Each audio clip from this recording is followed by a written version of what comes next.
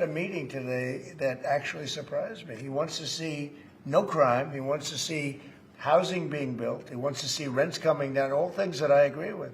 Now, we may disagree how we get there. So much of the focus of our campaign has been on the cost of living crisis. And when we asked those New Yorkers who had voted for the president, when we saw an increase in his numbers in New York City, that came back to the same issue: cost of living, cost of living, cost of living. He said a lot of my voters actually voted for him, and I'm okay with that.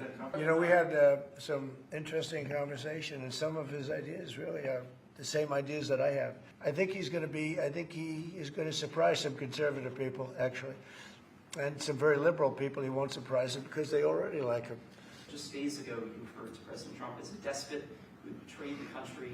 You said you'd be his worst nightmare and accused him of having a fascist agenda. Are you planning to retract any of these remarks in order to improve your relationship? I think both President Trump and I, we are very clear about our positions and our views, and what I really appreciate about the president is that the meeting that we had focused not on places of disagreement, which there are many, and also focused on the shared purpose that we have in serving New Yorkers.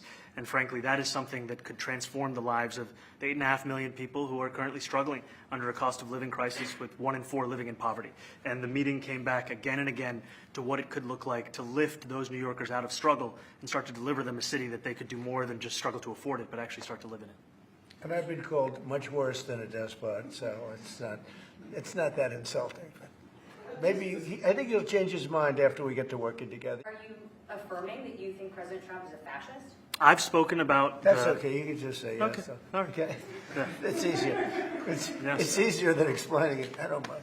He wants to have a safe New York. Ultimately, a safe New York is going to be a great New York. We discuss crime more than ICE per se. We discuss crime. And he doesn't want to see crime, and I don't want to see crime. And I have very little doubt that we're not going to get along on that issue. Would you feel comfortable living in New York City under a Mamdani administration? Yeah, I would. I really would. Especially after the meeting. Absolutely. What makes you comfortable?